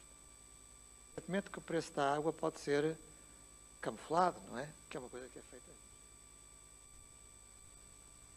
com as câmaras, que é praticar tarifas que não recuperam os custos, não é? Integralmente. E os consumidores ficam convencidos para que pagam. É uma ilusão, não é? Porque as pessoas não pagam diretamente na fatura da água, mas vão ter que pagar de outra maneira. Vão ter que pagar em impostos, não é? Municipais, em taxas, etc. Acabam por pagá-lo na mesma. Portanto, o que é que isto quer dizer, do meu ponto de vista? Quer dizer que as tarifas da água baixem, é necessário investir. É necessário investir muito na eficiência dos sistemas, dos operadores, não é? Só assim é que é possível baixar as tarifas. Sustentadamente, evidentemente. Não é? E, portanto, isto significa justamente que o que se passa do lado da procura e o que se passa do lado da oferta estão muito articulados. E, do meu ponto de vista, isso ainda é igualmente verdade com o caso dos transportes de que o Daniel estava a falar, não é? Que é, de facto, um caso de futuro. Percebo que ele, como microeconomista, se sinta um bocadinho incomodado. Eu não muito, por acaso, mas dou-me bem com o assunto. Agora, o que acontece, e isso é profundamente microeconómico, é que as externalidades positivas da gratuidade são enormes, não é? E, portanto, compensam largamente, não é? Provavelmente compensam largamente. Agora, uma coisa é certa, não acredito que, pelo simples facto dos transportes serem públicos, serem gratuitos, se mude definitivamente os comportamentos dos consumidores, dos utentes, não é, dos serviços públicos, daqueles que utilizam transporte público individual. Acho que, mais uma vez, são necessárias reformas, não é, profundas do lado da oferta para tornar, digamos, essa proposta, não é, muito mais atraente do que ela pode parecer à primeira vista. De todos os pontos de vista, não é? Da acessibilidade ao serviço, do ponto de vista da qualidade do próprio serviço, etc, etc, etc. Portanto, podíamos falar longamente sobre esta matéria. Eu não queria tomar muita palavra, mas sobre isto, a ouvir, estava-me a lembrar que hoje de manhã estava a dar uma aula de microeconomia, a primeira aula do semestre, e estava a dizer aos estudantes que os consumidores reagem ao sinal preço. E eu, a propósito dos tarifários da água e da energia, confronto-me com frequência com esta questão que é, mas os tarifários são bastante complexos e o consumidor comum não os entende. E a minha pergunta, quando pensei neste tópico, era um bocadinho no sentido de tentar ver se haveria aqui algumas luzes sobre como é que, por intermédio da regulação, se poderia clarificar esse sinal, por forma que, é certo, as elasticidades são muito reduzidas nestes serviços essenciais, mas, de facto, eu penso que temos um caminho a percorrer ainda nesta matéria, e o que é um facto é que a água é barata em Portugal. O professor Paulino queixava-se da conta da água, mas ainda assim é dos serviços cuja conta é mais baixa. Muito bem. Eu gostaria de colocar uma outra questão que não vou dirigir a nenhum dos participantes em particular, deixaria à vossa consideração querer intervir para dar contributo sobre isto, e que tem que ver com o seguinte: será que a pandemia veio trazer novos desafios à regulação das utilities? Passava a palavra a quem quisesse intervir.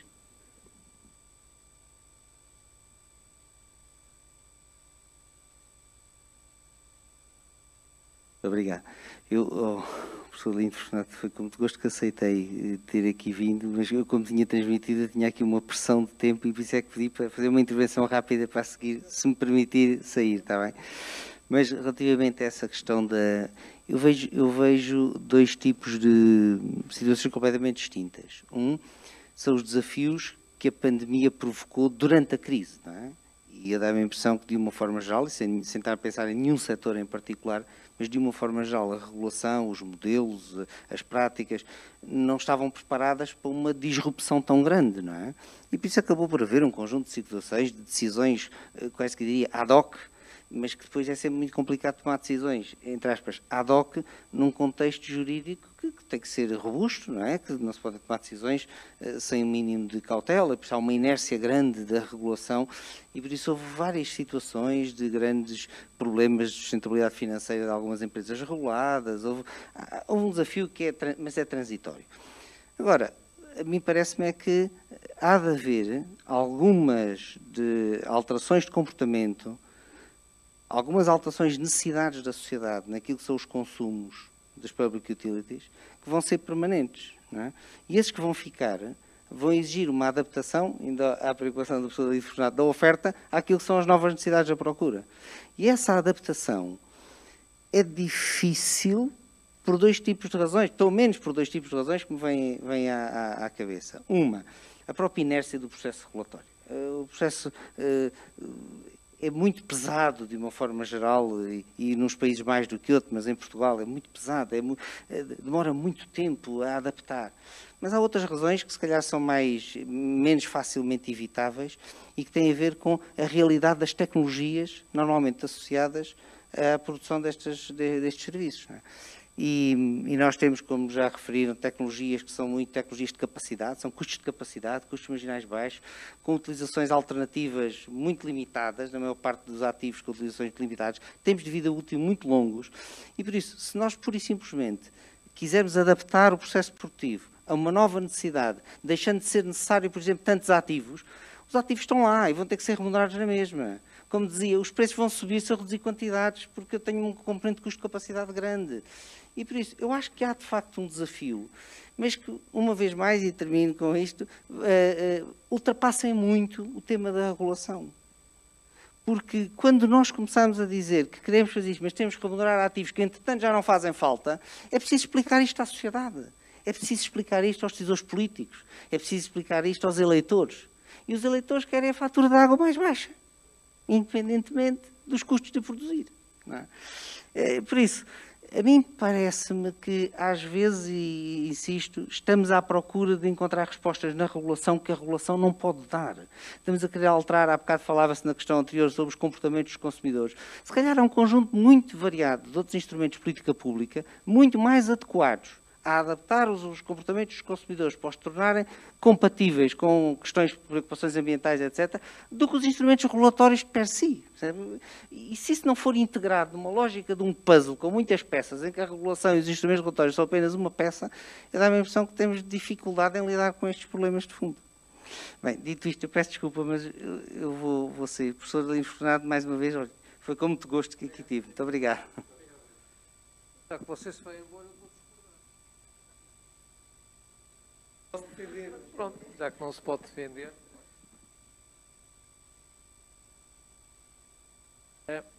Vamos lá ver, acho que o que esta crise do Covid fez vem também um bocadinho na sequência da crise financeira. Para as nossas sociedades continuarem a ser sustentáveis, é claro que há o mínimo de coisas que o Estado tem que garantir. Veio mostrar que de um momento para o outro, um grande número de pessoas, incluindo pessoas que são consideradas de classe média, podem cair na pobreza mais difíceis. O caso do Covid veio salientar veio salientar também, de facto, a fragilidade com que muitas pessoas vivem face a choques. Este foi um choque negativo, podia ter sido outro choque qualquer. Eu julgo que tudo isto salientou a necessidade de se redefinir básicos a que as pessoas devem ter direito. Pensar a sério no assunto e, de facto, procurar que isso seja um contrato que existe entre o Estado e os cidadãos e que o Estado honre essa parte do contrato. Vou falar, vá lá, dois ou três casos. Um é o caso das comunicações. Nos correu tudo bem, mas não correu. Por culpa dos operadores, não necessariamente. No caso ou noutro, acho que sim, noutros casos não. As redes não estavam dimensionadas para aquilo. Mas a questão é a seguinte, o que é que o Estado pretende garantir à cidadão nesta matéria? Julgo que numa área que muitas vezes não é associada à regulação, embora devesse ser, que é a área da saúde, o papel do Estado acabou por sair bastante valorizado com a forma como o resolveu, e como as pessoas perceberam que, em última análise, não eram os seguros de saúde que tinham o problema, era necessário uma prática, era necessário que partia do conceito da socialização do risco. Há um conjunto de riscos que têm que ser socializados e nós temos que aceitar essa socialização. A sociedade portuguesa tem que decidir se quer ou não aceitar essa socialização do risco. e era útil que essa discussão fosse pouco ideológica. Normalmente os liberais acham que falar de socialização do risco é um anátema e não sei o quê, mas a socialização do risco já existe. O risco dos bancos foi socializado e nós estamos a pagar esse risco. As pessoas mais à esquerda acham que a socialização do risco muitas vezes é uma coisa natural, nem se discute. Também não é assim, porque isso cria grandes problemas de risco moral. Mas julgo que esta crise, vinda no nosso caso na sequência da crise financeira, obriga-nos a pensar bastante o papel do Estado nesta perspectiva. O que é que cada cidadão tem o direito, cada residente em Portugal, até porque temos um grande número de residentes que não são cidadãos, o que é que cada residente em Portugal tem o direito de esperar do Estado. E tem o direito no sentido, não no sentido de ser um direito natural, já que estamos aqui em Coimbra, vocês gostam muito de direito natural ali na outra faculdade, não é? Mas não em termos do que deve ser um contrato razoável numa sociedade moderna entre o Estado e os cidadãos. Foi uma consequência, e é uma coisa em que se tem que pensar. Por exemplo, na área do ensino, aqui também viveram circunstâncias diferentes.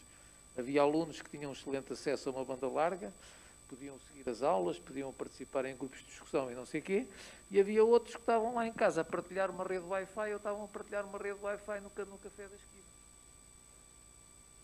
Mas isso cria circunstâncias de aprendizagem muito diferentes que depois se prolongam para o resto da vida. Eu julgo que nestas áreas isto aconteceu. Só para acabar agora, nesta crise que estamos a viver, há uma outra coisa que nós temos que nos ambientar, julgo eu, que é a alteração dos preços relativos. Se nós quisermos levar a sério esta história da descarbonização, os preços relativos vão se alterar.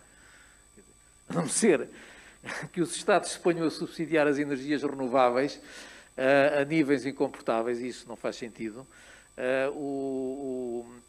as várias fontes consumidoras de energia, e não estamos aqui a falar só da eletricidade, estamos a falar na generalidade das fontes, das atividades económicas consumidoras de energia, vão ter que internalizar cada vez mais os custos do carbono e os custos dos outros tipos de emissões. E isto vai da agricultura à banca ou até à educação. E isso vai alterar os preços relativos. Essa alteração dos preços relativos, em princípio, é boa, mas eu julgo que aqui não corro o risco de ter aqui um colega meu que me venha a dizer que eu não acredito nos mercados. Nós sabemos que os mercados adaptam-se lentamente, não são instantâneos. Há custos de ajustamento. E nesses custos de ajustamento, muitas pessoas ficam a perder, outras ficam a ganhar. E a gestão dos custos de ajustamento acontece. É a vida, como dizia o outro. E muitas vezes boa parte do cerne da atividade política e da atividade regulatória, que também não são assim tão diferentes como isso, temos cada vez mais reguladores que são os politiqueiros, mas boa parte do cerne da atividade política e regulatória centra-se na gestão de custos de ajustamento. A gente sabe qual é o equilíbrio. O problema é como é que lá se chega. E nós, neste momento, estamos a enfiar-nos num enorme processo de ajustamento, que é o que se pretende que vai levar à descarbonização, e isso implica, de facto, uma grande exigência do ponto de vista da regulação. Eu tendo a chamar a regulação a quase tudo o que é intervenção do Estado. Há gente que não concorda, mas eu tendo a chamar a regulação a quase tudo o que é intervenção do Estado. Acho que desta vez já respondi um bocadinho melhor. Bom, depois do que o João disse, esta regulação de ser tudo intervenção do Estado é um bocadinho o Estado, o regulador é parte do Estado, não é parte do Governo, é parte do Estado. O regulador faz parte do Estado, é uma intervenção estatal. É um bocado isso que nós também fazemos lá na nossa parte. Mas eu não tenho a acrescentar muito ao que o João disse, exceto, não vou acrescentar, vou lembrar de uma coisa que ele disse, que é a alteração dos preços relativos, que é imediata e que vai ser ainda mais necessária, sem sabermos como, quando tivermos a intenção que, ao contrário do que às vezes aparece e que nós todos temos consciência, esperamos que a crise do Covid seja uma crise transitória, a crise climática não é transitória. Não é climática transitória, como não é a evolução digital transitória, para ficar. Portanto, uma situação transitória que estamos a analisar, cujas consequências gerais não sabemos, enquanto não sabemos, em economia industrial obriga, como sabem, a colocar o mercado no contexto global de todas as coisas, num sistema complexo, e, portanto, nós temos que analisar o sistema complexo para depois tirar de alguma coisa para a regulação. O João já tirou várias, e eu ia acrescentar outra para relação aos preços relativos. Eu faço muita confusão, que há uns tempos para cá, quando se falta qualquer coisa, é 3%, 2%, B2%, baixa 1%, era aquilo que o Grugman chamava up and down economics. Up and down economics. E eu só digo assim, eu quando dava as minhas aulas aos meus alunos no primeiro ano, dizia, olha, vocês 1% de 1 milhão é mais do que 100% de 2. Portanto, vocês não fiquem quando dizem que é 1%. Eu passo-me dos carretos, quando eu ser o PIB agora é 128%. 128% de batatas. Quer dizer, o estoque, o valor absoluto tem que estar lá. O economista há vários anos, que apresentava na última página os valores das dívidas, agora apresenta só a variação. E enquanto nós estivermos a acompanhar a variação, temos mais dificuldade em aceitar a alteração dos preços relativos. Porque começamos a comparar as variações em vez dos valores que lá estão. Portanto, eu só queria acrescentar isto ao que o João disse. Eu? Posso? Bom, eu acho que há 2 ou 3 coisas aqui a realçar, do meu ponto de vista. A primeira tem a ver justamente com aquilo que o professor João Confraria disse a propósito da saúde. De facto, a crise pandémica colocou no centro das atenções a resposta, a capacidade de resposta dos operadores, não é? Da área, se assim os quisermos chamar. E apesar do Serviço Nacional de Saúde, portanto, ter tido um protagonismo quase que absoluto, a realidade é que o setor privado na área da saúde cresceu imenso, não é? Tem vindo a crescer. E esta, digamos, esta diferença, não é, de evolução destes 2 setores considerados globalmente, penso que vai levantar problemas, se é que já não está a levantar, não é? Porque justamente o setor privado na área da saúde não é praticamente regulado. Não há regulação na área da saúde, há um regulador, não é? Tem uma relevância pouco significativa, muito relacionada sobretudo para o setor público. Mas em relação ao setor privado, não há tradição sequer, não é? Faz em relação ao setor privado é simplesmente apreciar a qualidade das novas instalações criadas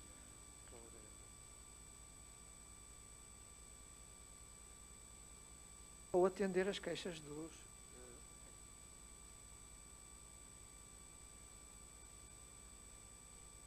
para um tema para uma área tão sensível como é a área da saúde, a área, portanto, cheia daquilo que se chamam cheia de falhas de mercado, não é? Aquilo que nós ensinamos. E que, portanto, isso vai exigir, acho eu, rapidamente, uma atenção acrescida. Depois, há um outro problema que eu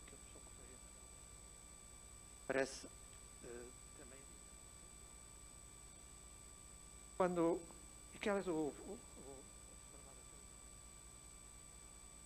nós iniciamos, quer dizer, as sociedades em que nós vivemos, não é? Iniciaram esta transição energética, esta mudança de paradigma, sobretudo muito baseada na emergência, na penetração das energias renováveis, não retiramos completamente as consequências disso. Na realidade, aquilo que nós esperávamos foi que a penetração das renováveis trazia consigo problemas inversos àqueles que estão a acontecer agora. O Vítor Marques também falou sobre isso, que é o custo marginal das renováveis é muito baixo, é mesmo zero. Aproveitar o vento, aproveitar o sol, etc. Isso tem baixos. Agora, o problema é que a reconversão das nossas sociedades para darem primado a esse tipo de normas. Não é? E, portanto, isso é que vai provavelmente conduzir àquilo que chamavam a alteração dos preços relativos. É uma pressão enorme. Não é? E, portanto, não há propriamente futuro dourado deste ponto de vista, não é? Não há em nada, não é? Na vida. E nisto também não. E eu compreendo os argumentos que o Vítor Marques usou a propósito, portanto, do plano mundial que há em torno do gás natural, da influência geopolítica desta ou daquela potência, eu compreendo isso.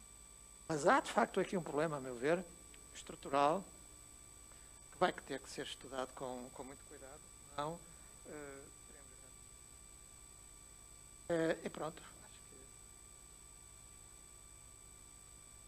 No lado esquerdo, ia pedir que fossem contidos, dado o adiantado da hora.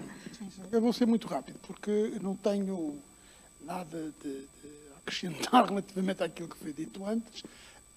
A única coisa que eu gostava de dizer sobre o que foi dito antes é o seguinte: ponto 1, falou-se muito mais sobre a crise climática do que sobre a crise pandémica, o que, de algum modo, significa uma certa hierarquia relativamente à complexidade, não, aos problemas que isso vai trazer no futuro, parece. Primeiro aspecto. Segundo aspecto, há uma coisa que para mim é relevante e que de todo em todo acho que não há ainda reflexão suficiente sobre isso, que é os comportamentos das pessoas, os comportamentos, isto é, o que é que a crise pandémica traz ou trará no futuro relativamente aos comportamentos. Eu confesso que não tenho nenhuma ideia sobre isso, mas acho que é uma questão que é preciso, vamos ter que ter em conta, mas que não vai ser uma resposta tão rápida. Agora, uma coisa muito simples, a Associação, a PDA fez recentemente um inquérito, exatamente a cerca de 40 entidades gestoras, que corresponde a mais de 40% do universo dos consumidores portugueses, relativamente ao que se passou em 2020. Mas aqui nós, basicamente, trabalhamos com percentagens. Não é? Comparamos o... Eu sei. Mas isto é um... Pronto, mas isto é uma pequena blague. Portanto, comparando, no fundo, comparando 19 com 20, pronto, basicamente é isto. E, rapidamente, há dois aspectos a salientar. O primeiro aspecto a salientar é que a resposta que foi dada foi uma resposta muito eficiente, ou melhor, muito eficaz do ponto de vista da prestação de serviços. Isto é, não houve nada a assinalar em termos da qualidade de serviço. Basicamente, em termos, digamos, de aumento significativo de rupturas, faltas de água. Digamos que aí não houve alteração nenhuma. Agora, isto significou, sem dúvida nenhuma, custos adicionais, pronto, é óbvio. E o aspecto mais relevante que foi referido pelas entidades gestoras foi a questão do aumento do endividamento. Isto é, o que é que aconteceu? Aconteceu que, penso que sabem todos, que houve um conjunto de medidas que foram tomadas, digamos, no período mais duro, relativamente a não se pagar, relativamente a não haver cortes, etc. E isto significou o quê? Significou que houve um aumento muito importante em termos de endividamento. Isto é, quando se compara dezembro com dezembro, percebe-se isso.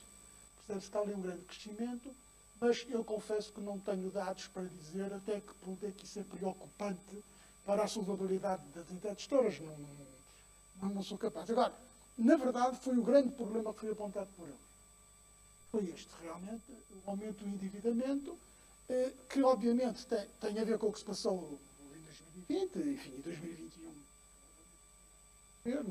Mas, embora de uma forma menos intensa, mas também, repito, é preciso continuar a acompanhar para perceber até que ponto é que isso vai ser tratado. Evidentemente que penso eu que isto não é um problema exclusivo dos serviços de água, mas já que o trabalho foi recentemente acabado, achei que valia de algum interesse.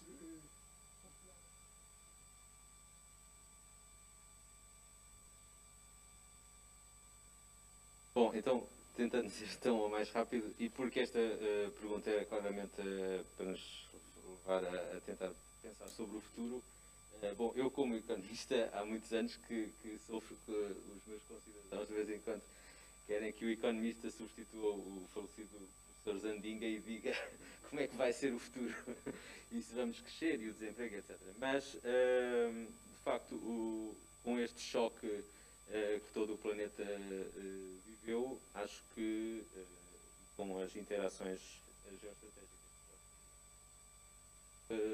e com consequências para a utilização dos recursos e das utilities, acho que será expectável que alguns fenómenos de reshoring, portanto de globalização em marcha atrás, continuem e, de lado,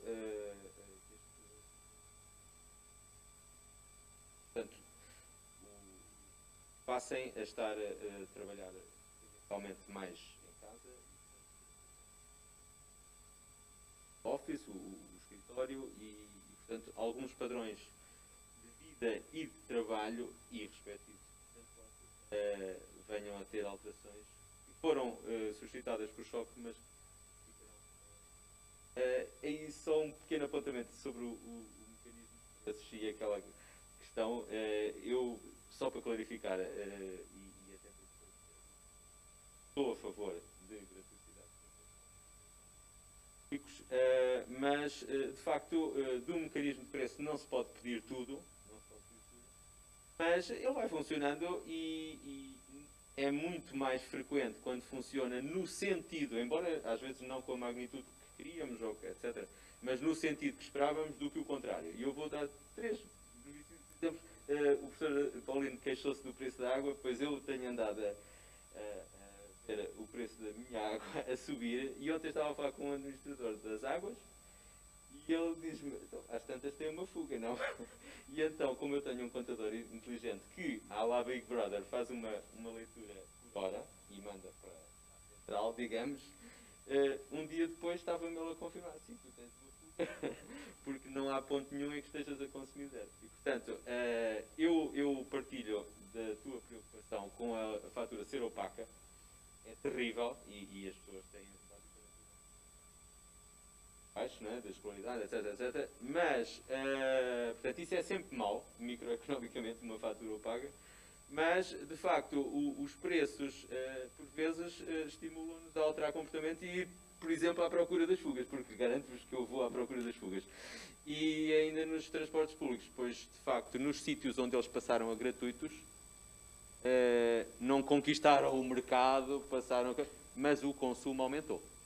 Portanto, o tráfego, a utilização aumentou. E aqui no nosso Portugal, com este governo,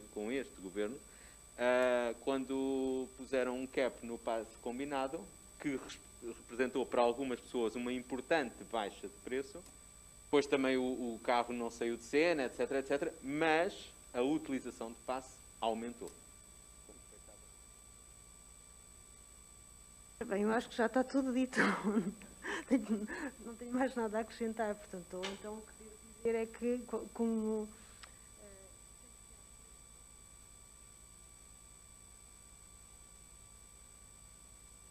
mais nada a acrescentar.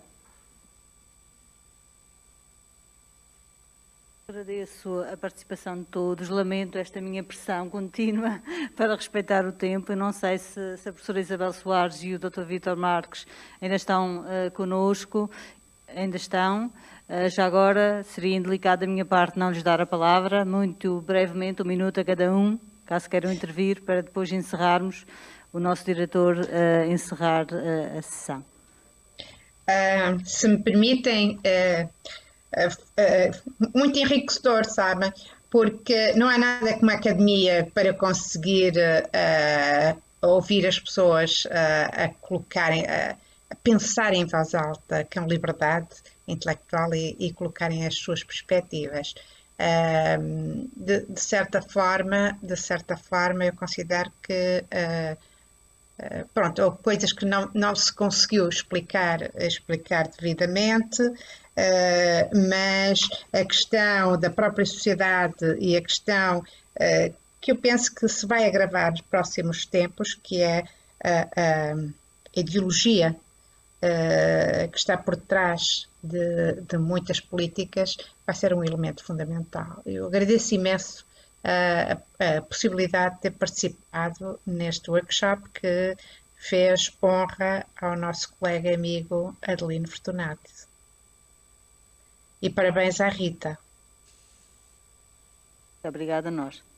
Então, nos 60 segundos que eu tenho, muito brevemente, e vou tentar responder a pergunta que fizeram, fazendo-me um ponto com algo mais alargado. Sim, teve impacto na regulação porque, pelo menos ao nível do setor elétrico, ainda pôs mais um enfoque sobre aquilo que tem que ser o futuro da regulação, que são os consumidores. E foi um tema pouco falado, só agora nesta última parte deste workshop é que se falou mais, mas é algo muito importante na regulação, exatamente o enfoque nos consumidores e no setor elétrico. Os consumidores vão ser cada vez mais o centro de todas estas mudanças que estamos a falar. Da descarbonização. Sem descarbonização sem consumidores não há a descarbonização eficaz, mas já vai haver esquecidos ou pessoas que não vão poder acompanhar esse ritmo, que vão ter que pagar custos fixos cada vez mais elevados, que vão ter que não poderão se adaptar às tarifas dinâmicas, que é uma forma de responder a reagir ao estímulo de preço para ter uma procura, digamos, mais um consumo mais amigo do ambiente, e o regulador vai ser uma peça fundamental neste processo. De que, no fundo, ao nível, sobretudo, da energia elétrica, nós esperamos que seja da democratização mais ainda do que da descarbonização, a democratização deste setor. E a pandemia ajudou a acelerar, ou pelo menos a dar mais um enfoque neste tema, e só dando um exemplo, por exemplo, nós no nosso caso tivemos no espaço de um mês de publicar um conjunto de diretivas exatamente para poder acompanhar as moratórias, e antecipando-se até ao governo, e para poder prever atrasos nos pagamentos e adaptar os nossos regulamentos para que não houvesse cortes do fornecimento de energia elétrica exatamente devido à falta de pagamentos, e ao mesmo tempo garantir que toda a cadeia de valor não fosse abaixo, porque também é isso que é importante do lado do regulador, é garantir esta sustentabilidade económica e esta visão de médio e longo prazo. E com isso, no fundo, também é proteger os consumidores. Não queria dizer mais nada, e parabéns à iniciativa, e um grande abraço ao professor Adelino. Obrigada a todos os resistentes até esta hora, e eu daria agora a palavra ao professor Álvaro Garrido para encerrar a sessão. Não vou passar naturalmente à adiantada hora a palavra à plateia.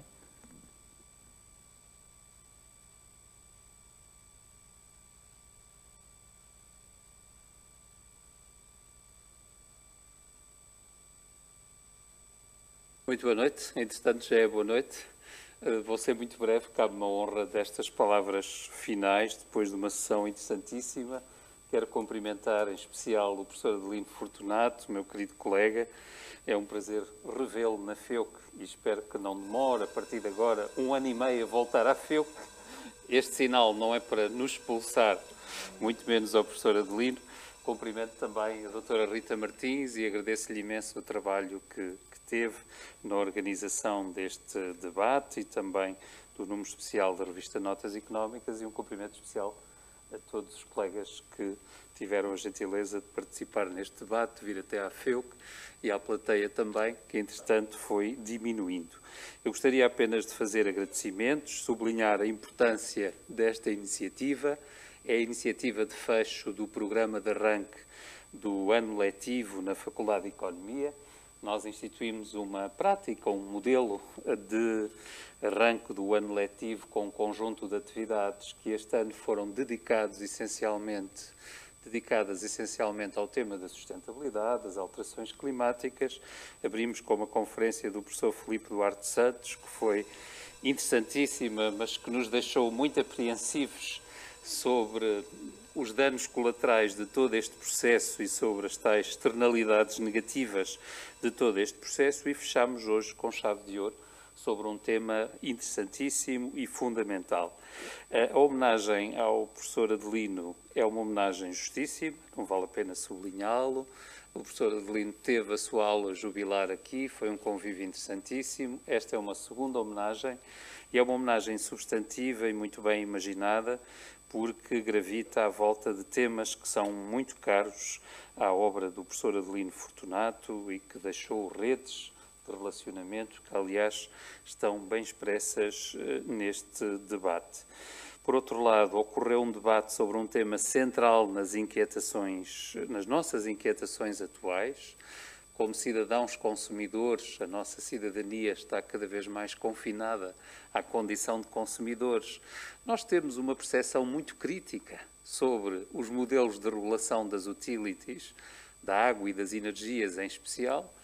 É reconfortante saber que os especialistas corroboram essa impressão crítica, que não é tão assim de senso comum, pelos vistos, e que assenta em modelos económicos de base marginalista que provavelmente estão errados para continuar a conduzir esta transição que vai ter custos terríveis. Eu estou em crer, não sendo profeta, muito menos da desgraça, nós vamos atravessar tempos muito difíceis, cheios de dilemas, e espero que seja realmente uma oportunidade para alternativas económicas que vão obrigar também, em alguns setores, a rever modelos de regulação que estão muito datados e que estão muito subordinados a outros interesses. Eu gostaria também de sublinhar a articulação virtuosa que foi aqui promovida com o Special Issue da revista Notas Económicas, agradecendo aos editores, ao professor Tiago Sequeira e ao professor Paulino Teixeira, que aqui está, que têm feito um excelente trabalho como editores de uma revista cuja qualidade nós estamos a aprofundar, com o apoio da imprensa da Universidade de Coimbra. É a revista estatutária da Faculdade de Economia da Universidade de Coimbra, tem um imenso apreço da nossa parte e este número especial é importantíssimo porque, na verdade, trata de um tema fundamental que homenageia também o professor Adelino Fortunato. Eu retive em especial as palavras do professor João Confraria, que é uma pessoa cuja obra leio há muitos anos, se calhar não estava à espera de encontrar aqui um admirador, nomeadamente sobre o condicionamento industrial, sobre a política industrial do Estado Novo e tudo isso, quando referiu a determinada altura que importa talvez redefinir, através de um novo contrato entre o Estado e os cidadãos, um conjunto de serviços básicos a que os cidadãos têm direito. Parece-me que há aqui um apelo fundamental que passou por este debate, muitas pontas soltas ficaram. Agradeço-vos imenso a vossa participação, agradeço também ao CEBER, que foi o centro de investigação que esteve na base da organização desta iniciativa, que está aqui representado pelo seu diretor, o professor Luís Dias, e uma saudação especial e final ao professor Adelino Fortunato. Espero que volte muitas vezes à nossa faculdade. Obrigado.